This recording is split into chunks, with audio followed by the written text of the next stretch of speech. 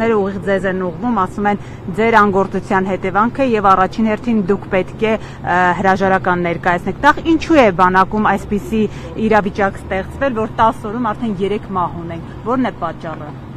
Հարգելի գործընկերներ, իհարկե ինտենսիվության հետ կապված ես չեմ կարող գնահատական տալ, որն է պատճառը, որ այս կարճ ժամանակամիջոցում ունենք նման խտություն,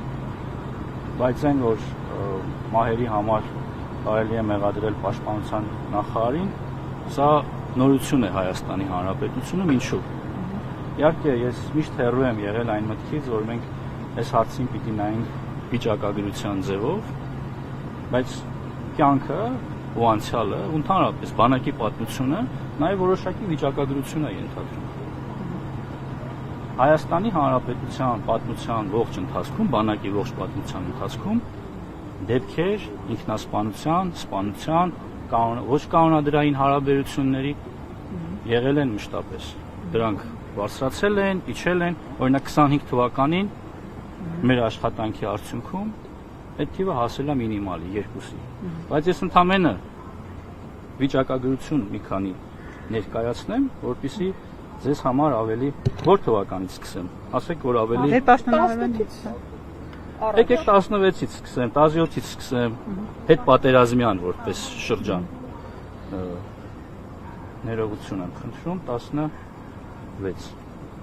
Ուրեմն 15 թվականին դեպքերի թիվը եղել է 7, բայց 2016 թվականին հավանաբար ապրիլյան պատերազմից հետո ես չեմ հոգեբան չեմ, ես չեմ կարող այստեղ գնահատական տալ։ Թիվը դարձել է 19 միանգամից։ Այսինքն նույն ժամանակաշրջան նույն նախարարն է աշխատել, նույն գլխավոր շտաբի պետն է աշխատել, վստահաբար նույն հետևողականությամբ աշխատել է։ Միայն Հայաստան, թե Հայաստան-Արցախն ունի ասում։ Խոսքը վերաբերում է Հայաստանի Հանրապետության բանակին։ Հարգելի գործընկերներ, 17 թվականին թիվը դարձել է 13, սկսել է նվազել։ 18 թվականին 12, 19 թվականին 11 դեպք։ Ես խոսում եմ ինքնասպանություն, ինքնասպանության հասցնել սպանություն։ Չեմ խոսում առհասարակ բանակում ինֆարկտից, մեքենայի վթարից եւ տարբեր բաներից մահացությունների։ 20 թվական 10, 21 թվական 10, 22 թվական 8, 23 թվական 9, 24 թվական 11, 25 թվական 2, 26 թվական 8։ Սա վիճակագրություն էր այն մասին, որ վերջին 1 տասնամյակի ընթացքում այդ թվերը եւ մեծացել են եւ պակասել են։ Սրանք ունեն տարբեր պատճառներ։ Իհարկե դեպքերի մի մասը ոչ կանոնադրային հարաբերությունների արդյունքում է։ Մի մասը քրեական ենթամշակույթի հետևանք են, ոչ միայն այսօր, նաեւ 3։ Սա մարտահրավեր է, որ միայն իմը չի։ Ու անկախ նրանից պաշտպանության նախարար կլինեմ ես, թե այլ մարդ, սրան պետք է համակարգային մոտեցում։ Ես չպիտի խորշեմ, լսել, որ դուք ներկայացնում եք ինչ-որ պրոբլեմ։ Այդ պրոբլեմի հետևից պիտի գնանք, դուք էլ ես էլ։ Պարոն Մակարյան, ուրեմն կա աշխատանքային կուլտուրա։ Մենք ձախից սկսել ենք, գործընկերները սպասում են։ Արդեն երկրորդ անգամ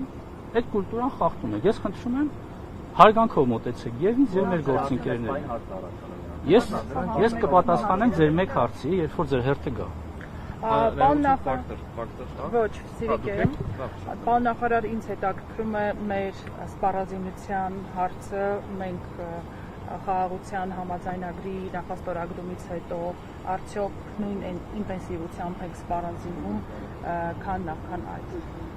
Հայաստանի Հանրապետության բանակը շարունակելու է սպառազինվել եւ արդիականացվել։ Պարոն Պապիկյան, տեսնում ենք, որ դուք այս վերջին շրջանում հատկապես ինտենսիվորեն այցելում եք զորամասեր, զինվորների հետ հաճախ տեսանյութեր եք հրապարակում, ինչ օգուտ են տալիս, դուք դրանց արդյունավետությունը ինչպես եք գնահատում, քանի որ ձեր ընդդիմախոսները նաև նշում են, որ այս ախցիկը տեսնելով օրինակ զինվորը ինչ պետք է ասի պաշտպանության նախարարին եւ մեկ ճշտին, որ ասացիք 2026-ին 8 այդ թիվը որտեղից, որտեղ ձեր խոսնակը մեր տաղավարում ասել է 11։ Ես խոսում եմ ինքնասպանություն, սպանություն եւ ինքնասպանության հասցնել։ որովհետև մնացած դեպքերը իհարկե կարող են առնչվել բանակի հետ, բայց նորից եմ կրկնում, դրանք կարող են լինել օրինակ զորավարժարանում պայթյունի հետևանքով, կարող են լինել հիվանդության հետևանքով, կարող են լինել էլեկտրահարման հետևանքով, կարող են լինել ավտովթարի հետևանքով։ Իդեպ նման դեպքեր, ընդ որում խոսքը միայն զինվորական մեքենայով չէ, քաղաքացիական մեքենայով, այդ թվում նաև ազատ հերթափոխում, արձակուրդում մարդկանց վթարները ու դրա հետևանքները մեզ մոտ որպես վիճակագրություն ձևակերպվում է։ Երբ որ մեր սիրելի լրագրողները վերջին օրերին ինտենսիվորեն հնչեցնում են 33 թիվը, դա ոչ մի կապ չունի ծառայության հետ կապված հանգամանքների հետ։ Եվ կոչ եմ անում զերծ մնալ նման կերպ բանակի հեղինակությունը ինչ որ կերպ նսեմացնելու կամ պաշտպանության նախարարին վնաս հասցնելու գործելավոճ, որտեղ դա Հայաստանի Հանրապետությանն է վնասում։ Կարող են շարունակել իրենց գործը, բայց դա իրականության հետ ոչ մի աղերս չունի։ Հիմնական հարցից կպատասխանեք արդյունավետությունը զորամասեր այցելելու։ Ես այնպես չի, որ միայն տեսախցիկների առջև եմ այցելում կամ հաշվի առնելով, որ կա նաև որոշակի քննադատություն նաև իմ վերջին 20 օրերին արձակուրդում գտնվելու հանգամանքով պայմանավորված, որ ես քիչ եմ երևում, ինչով ազբաղում պաշտպանության նախարարը, մենք վերջին շրջանում մեր այցերը հրապարակում ենք, դա էլ իր հերթին է նոր քննադատության տեղի տալի, որ բա ինչի են նկարահանում արգելի գործընկերներ, կամ պիտի լուսաբանենք մեր աշխատանքը, կամ պիտի շարունակենք աշխատել փակ, բայց հարցեր պիտի չառաջանան։ Ես կարծում եմ, որ մենք պիտի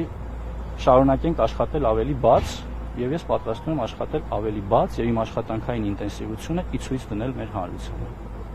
Արդյունավետությունը ես չեմ կարող գնահատել, բայց կարող եմ գնահատել, որ այդ այցերի ընթացքում ես իմանում եմ բաներ, որը զեկույցների ընթացքում վստահաբար չեմ իմանում։ Անում եմ բացահայտումներ ինձ համար, անում եմ հետևություններ։ Պարոն Պապիկյան, վերջին շրջանում մեր գործընկերները լրատվամիջոցներից մեկը հրապարակում արեց 25-օրյա հավաքների մասին։ Դուք որպես պաշտպանական գերատեսչության ղեկավար ինչպես եք գնահատում 25-օրյա հավաքները, մարդիկ ովքեր գնում են 25-օրյա հավաքներին, արդյոք լիարժեքորեն տիրապետում են այնտեղ բանակում մասնագիտական գիտելիքներին։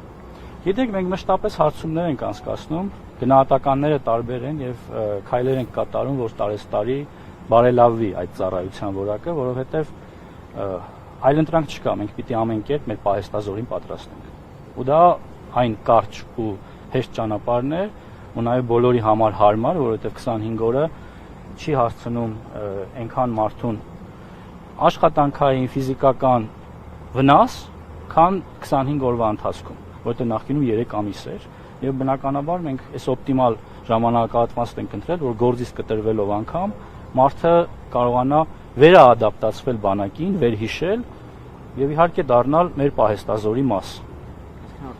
Արդյունավետ է միանշանակ, խնդիրներ շարունակում են լինել եւ մենք այդ խնդիրներով շարունակում ենք աշխատել։ Ինչ վերաբերում է հրապարակումներին, արգելի գործընկերներ, հրապարակումները լավ են, գուցե ինձ էլ ինչ-որ բաներ ի ցույց դնեք ձեր հրապարակումներով, բայց միևնույն ժամանակ ես կխնդրեմ չբացահայտել բաներ, որը պաշտպանության նախարարը ստիպված պիտի լինի դիմել պատկան մարմիններին պետական գաղտնիք կամ հույժ գաղտնի տեղեկատվություն բարձրաձայնելու համար։ Եթե սրտացավ եք, այդ մասին կարող եք անհատական նամակով գրել, վստահ եղեք ես հետևողական կլինեմ։ Եթե ձեր խնդիրը ուղղակի բանակը անվանարկելն է, մենք էլ ստիպված ենք լինելու դրան արձագանքել։ Շնորհակալ եմ։ Պարոն Պապիկյան, դուք նախկինների ժամանակվա ժամանակագրությունը Ոչ, նաեւ մեր։ Նաև ձեր, բայց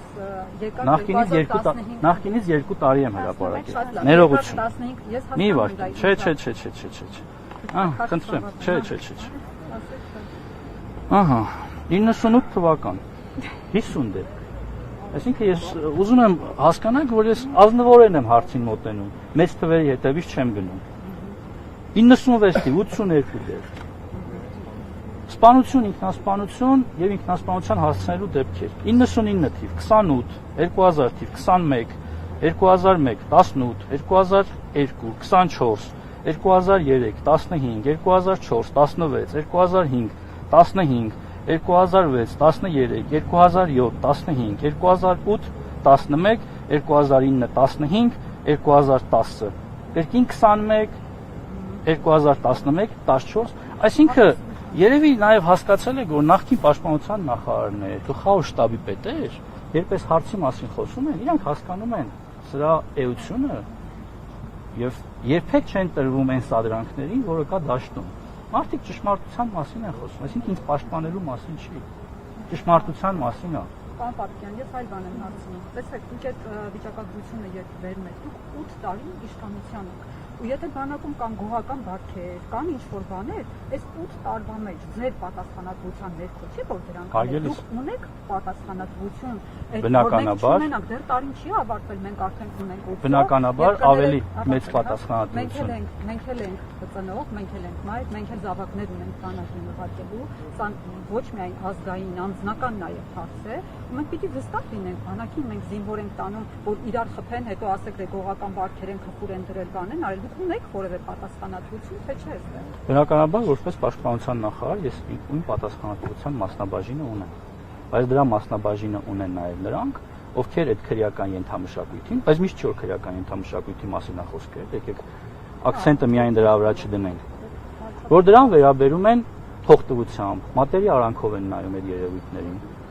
Եվ դուք որպես ծնող, ես վաղը որպես ծնող։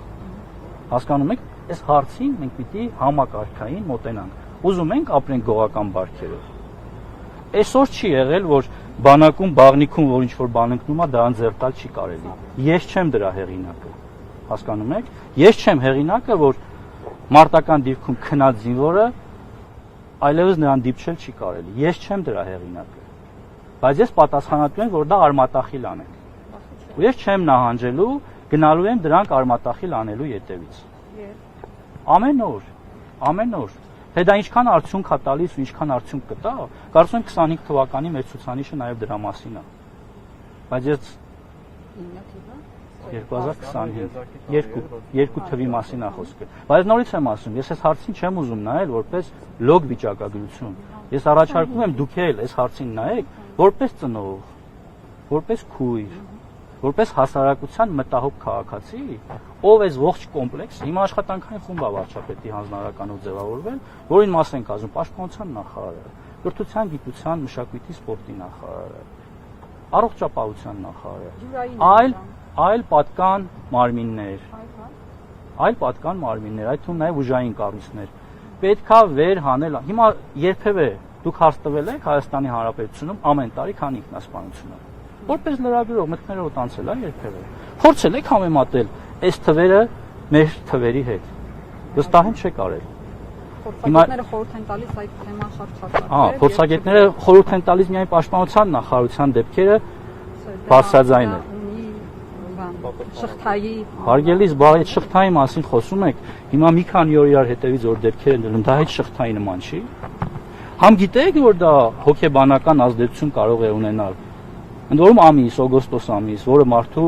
ամենահոգեբանորեն ընկճված ամիսն է համարվում։ Ես հոգեբան չեմ, ես դա գիտեմ հոգեբանների ասելով։ Նկատի ունեմ հիմա չգնանք մասնագիտական դաշտ։ Ես եկեք հարցին պատասխանեմ որպես պաշտպանության նախարար։ Իսկ ինչ վերաբերում է մնացած հարցերին, այդ թվում նաև մնացած պատասխանատվություններին, այո, նաև պատասխանատուներ կան, որ իրենց աշխատանքը գուցե ավելի լավ կարող էին անել։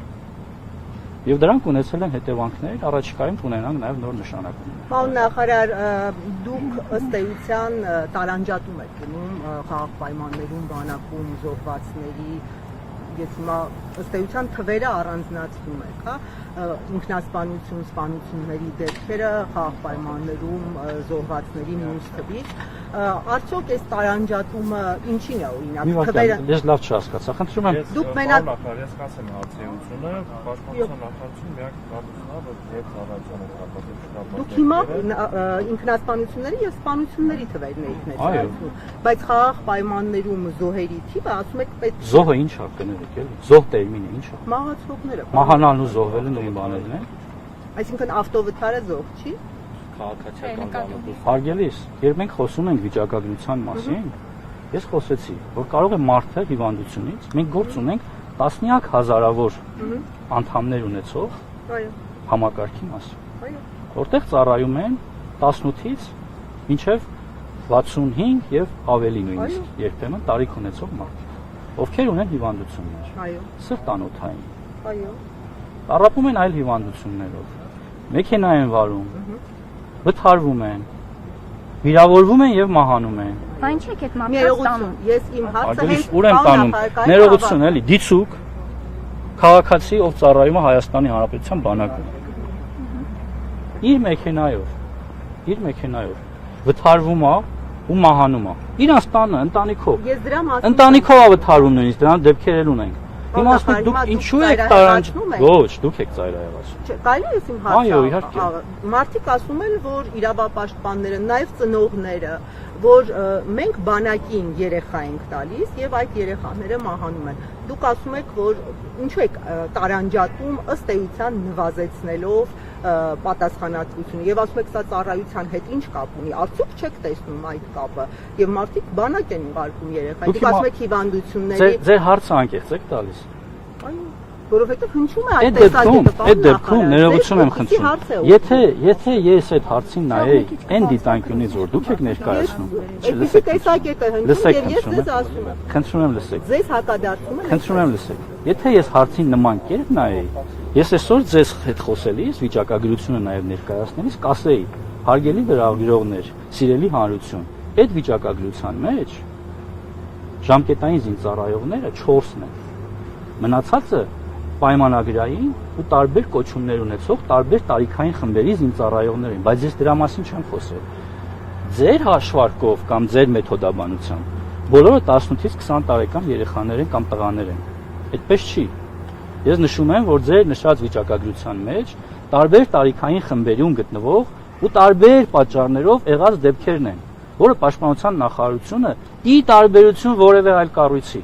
Հիմա դուք երբևէ վիճակագրություն լսել եք X մարդ, հիմա չասեմ, լավ փրկարար ծառայությունում տարեկան քանի հոգի է մահանում, ունեք նման վիճակագրություն։ Չի հայտարարվել դա, մենք պատերազմական երկրում ենք ապրել, այդ վիճակագրությունը զգայուն ա եղել, ամեն տարի այդ վիճակագրությունը ներկայացվել է, բայց նորից եմ ասում, ինչ կապ ունի Պաշտպանության նախարարը, եթե մարդը ինֆարկտից մահանում է։ Ինչ կապ ունի գլխավոր շտաբի պետը, եթե մարդը իր մեքենայով վթարվել է։ Իսկ եթե 5 տարի նույն սպանության ինքնասպանության հասցնելու դեպքերը չեն նվազում, նախարարը կապ չունի, դուք չեք իրականացնում պաշտպանական քաղաքականությունը։ Դուք լսեցիք վիճակագրությունը։ Այո։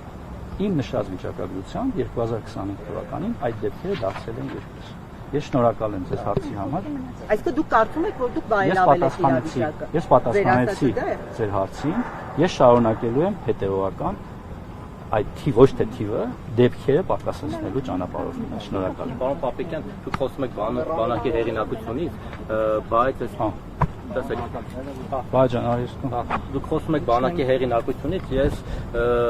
հիշեցնեմ ձեր այս այցելից լուսանկարներ, որտեղ դուք կանած եք եւ զինվորականը այսպես բաց ձեռքերով գոտին այսպես կիսա արձակած, մի քիչ ոչ պատշաճ տեսքով ձեզ դիմավորում, այստեղ ասինգլ խարկը չէր դրել, ռազմականի պետը եւ այլն, ու այսպեսի շատ դրվագներ կան, առհասարակ բանակի տեղեկություններ կան, որ այն սպայական անձնակազմը, որը ունենք նախկինում լավ կանված, բայց ունենք որակյալ սպայական անձնակազմ, որոնց հանդեպ հարգանք կար եւ նաեւ զինվորները 18 տարեկան 20 տարեկանները իրենք հարգանքով են վերաբերում այդ սպաներին, իսկ հիմա այդ հարգանքը չկա եւ այդ առումով արժե զրկվել է բանակի դերն ու նշանակությունը իդեմս նաեւ սպայական անձնակազմի։ Շատը դրա համար են ձեզ քննադատում, այս մասով ինչ կասեք, նաեւ վարժական հավաքների մասով ես էլ ծանոթներն ունեմ, որ գնում գալիս են այնպեսի բաներ են պատմում, որ ես չգիտեմ պետական գաղտնիք է թե չէ, որ հրապարակեն, բայց իսկապես չեն պատմում։ Լավներ կա, բայց բարձի թողի վիճակ են պատմում, ընդ որում ասում են կոռուպցիոն սխեմաներ են գործում, այդ վարժական դիրքերում։ Իսկ մի անգամ չէ վերահսկողություն չկա։ Դիմել եմ, արի ես շփվում եմ բարբերաբար, դա չի հարցը։ Դե մենք փագենք, մենք չենք լսել, որ ինչ որ բան որ բարձրաձայն է։ Այսինքն այդ մասով նաև ձեր սպաներից մարդիկ կան, որոնք որ ուտելիքների մնացածի վրա լավ փող են աշխատում, որ վերահսկողություն չկա, բարձի թողի վիճակ է, ուղարկում եք դիրքեր տերելնող չկա եւ այլն։ Սրա մասով առանցի, մեկ էլ դուք խոսեցիք գողական բարքից, գուցե սա ձեզ համար շատ տհաճ թեմա է, բայց ես հիշեցի տարիներ առաջ մամուլումի հրապարակում ձեր մասին, որ դուք ձեր ծառայության ընթացքում դանակահարել եք ձեր ծառայացին, հետո դատական գործ է բացվել եւ այլն։ Այ եթե դա իսկապես ճիշտ է այդպես եղել է, դուք օրինակ այդ ժամանակ գողական բարքերով եք առաջնորդվել, այս ժամանակ էլ կային, հիմա էլ կային, փաստորեն այս տարիների ընթացքում 10 տարվա ընթացքում բան չի։ Պարոն Ակայան, ես ծառայել եմ ռուսական բանակում, այնտեղ ընդհանրապես գողական բարքեր գոյություն չունեն։ Բայց դանակահարության դեպքին չի մասին է եղել։ Այնտեղ կան երկու ազգության մարդիկ Հայաստանի Հանրապետության քաղաքացիներ եւ այն ժամանակ Ռուսաստանի Դաշնության քաղաքացիներ։ Որոշ դեպքերում, այդ թվում նաեւ միջանձնային եւ անձնական հողի վրա անհամաձայնություններ առաջացել են, իսկ ինչ վերաբերում է կոնկրետ հնչած մեղադրանքներին, ես երբևէ նման մեղադրանք չեմ ընդունել։ Ճանապարհության մասը։ Եվ այո, ես նման բան չեմ արել։ Եվ հիմա դա չեմ շարունակում եմ ձեր նախորդ հարցը։ Ուրեմն ես խորհուրդ կտամ ձերզ մնալ մեր սպաներին անվանարկելուց, խնդրում եմ։ Եթե ունեք կոնկրետ դրվագներ, մենք պատրաստ ենք յուրաքանչյուր այդ թվում նաև ուտելիք գողացող սպաների մասին։ Մի հատ անուն տվեք ուղղակի ու տեսեք, եթե դա ճշմարտություն է, ինչա լինում այդ մարդու հետ։ Գուցե ուղիղ սպա չի, հրամանատարական կազմից չի, հրամանատարական կառման մասը։ Լավ, թող ենթասպա լինի։ Դուք անունը տվեք։ Ես պատրաստ եմ դիմել ռազմական ոստիկանություն, թող բացահայտում լինի, քրեական գործ լինի, մեր գործընկեր լրատվականներից մեկն էլ իմ նկարը դնի, ասի բանակում բենզին են գողանում։ Որտեղ գողանում էլ հավելագրում են անում, ասում են ավելորդ ուտելիք դիրքերում չէ, բերում դիրքերում լցնում են, որի բանը չկա, գուցե այնտեղ այսինքն ավել են։ Եվ շարունակություն է։ Դրվագը, որի մասին խոսում եք, ուրեմն ես մտել եմ զորամաս անսպասելի։ Որպես կանոն, եթե ես մտնում եմ X զորամիավորում, առաջին 2 զորամասը հաջողվում է անսպասելի մտնել, նրանից հետո բոլորը պատրաստ են լինում։ Իսկ երբ անսպասելի մտնում ես, մանավանդ խոսում եք նորակոչիկ ժամկետային զինծառայողների մասին, որոնք զորակոչվել էին նախորդ օրը։ Ես անսպասելի մտել եմ, իրենք ճաշարան էին գնում, շարքի առաջ կանգնած, բնականաբար կարող էր ունենալ նաև այդ տղան թերություններ։ Հիմա ես ասեմ, գիտեք, ես պաշտպանության նախարար ես եկել եմ, դա ինչ կուլտուրա է, ինձ ոնց են դիմավորում, բոլորը զգաստու ռեմենները ձգեք, գործ ունենք, ասում եմ, 1 օր ծառայող տղերքի հետ։ Հա, ես տեսել եմ այդ քննադատությունները, բայց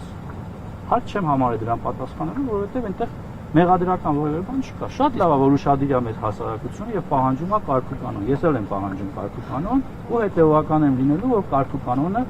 շարունակաբար ավելի ամրանա։ Մի բան էլ ճշտեմ։ Եվ շնորհակալություն։ Մի բան էլ ճշտեմ։ Ճամբարակի դեպքով դուք ինչ կասեք, այդ մարդիկ զինվորներ ինչու են փողոցում։ Դրանով կա եւ ծառայական քննություն եւ քննություն, որտեղ եթե պատասխանատուներ կան, անպայման պատժվելու են։ Համեցեք։ Չէ, բայց ծախից հետո եթե հարց չունեք, ներողություն։ Մերին հարց։ Պարոն նախարար, մենակ խնդրում եմ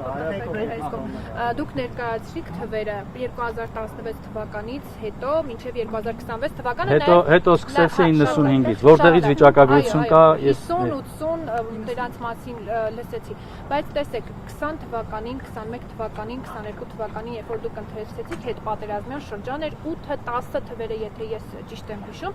բայց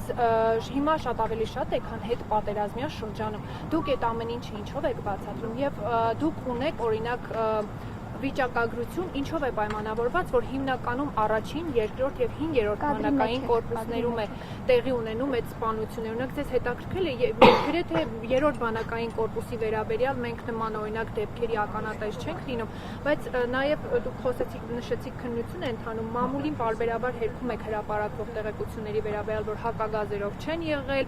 սխալ կեղծ տեղեկատվություն է, հանրությունը ի վերջո ուզում է իմանալ, թե ինչու են զինվորները ժամը 9-ից հետո եղել Զորամասի տարածքից դուրս եւ ձեր թույլտվությամբ վերջին հարցը Արամ Հովանիսյանը, որը նշանակվեց ռազմական ոստիկանության պետ,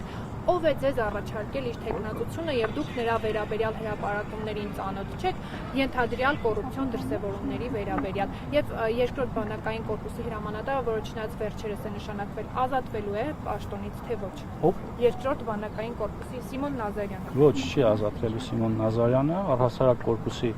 որևէ հրամանատար այս պահին չի ազատվելու, որովհետև ես կորպուսի հրամանատարների պատասխանատվություն այս փուլում չեմ տեսնում։ Որ պահին կտեսնեմ, այդ ժամանակ կներկայացնեմ երկրի ղեկավարին։ Ինչ վերաբերում է ռազմական ոստիկանության պետի նշանակմանը, Հայաստանի Հանրապետությունում կան կառույցներ, ովքեր զբաղվում են ձեր կողմից նշված հակակոռուպցիոն գործերով։ Եթե այդպիսիք կան ու հիմնավոր են, վստահ եմ, որ մինչ օրս դրանց մասով կլինեին գործողություններ։ Ես պարոն Հովանեսյանին ճանաչում եմ որպես պատվախնդիր սպա, Հայաստանի Հանրապետությանը մշտապես ծառայած մարդ եւ կարծում եմ որպես ռազմական ոստիկանության պետ նա դեռ իր խոսքը կասի։ Իսկ իր թեկնածությունը ձեզ ով է առաջարկել։ կարգը այսպես է, Հայաստանի Հանրապետության Պաշտպանության նախարարը միջնորդությամբ հանդես է գալիս Հայաստանի Հանրապետության վարչապետին, իսկ վարչապետը ներկայացնում է նախագահին։ Դուք եք այսինքն Շնորհակալ եմ։ Ճամբարակի մասով պատասխանեցիք, պարոն Պապիկյան։